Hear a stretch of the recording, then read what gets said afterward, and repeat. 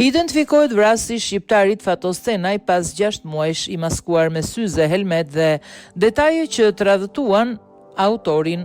Pas muaj shëtime, karabinierët kanë identifikuar autorin e dyshuar të vrasjes së Fatos Cenajt, 58 vjeçarit shqiptar të gjetur të vdekur në 8 qershor në fshatin Fontaniva. Një punëtor, 45 vjeçar fqinj i viktimës, u arrestua për krimin. Motivi i vrasjes së shqiptarit dyshohet se lidhet me mosmarrveshje mes dy fqinjve. Trupi i viktimës u gjet në anë të rrugës pranë biçikletës së tij.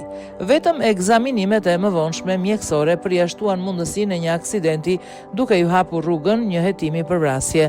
Ky hetim ndoqi disa pista dhe u kthye me përpikmëri mbështetur nga analiza shkencore nga Parmaris, Instituti Kombëtar Italian për Hetimin dhe Parandalim, të cilët u konsideruan thelbësore për rindërtimin e fakteve.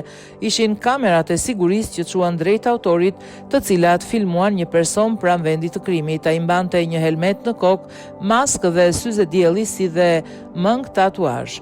Për shkak se identifikimi ishte i pamundur sepse autori ishte i maskuar, përqendrimet e tuesve ishin tek mëngët tatu të blera në internet. Nga verifikimet u zbulua se fqinji i shqiptarit kishte bler një sër artikujsh të ngjashëm me ato që mbante veshur ciklisti i pranishëm në vendin e ngjarjes. Gjatë kontrolleve në banesë në muajin korrik u gjetën pantallona, këpucë, një helmet dhe mëng tatu. Përveç rrobave, karabinierët gjetën materialet përdorura për të prodhuar pjesë dhe municione të armëve të zjarrit, një torno, plumba të punuar me dorë dhe shufra metalik të destinuar për prodhimin e komponentëve të mëtejshëm. Prova të mëtejshme erdhën nga analiza e biçikletës viktimës dhe të dyshuarit, në veçanti të njëjtat mbetje baruti u zbuluan në disa nga plumbat e gjetur në shtëpi që ndihmuan në hetime.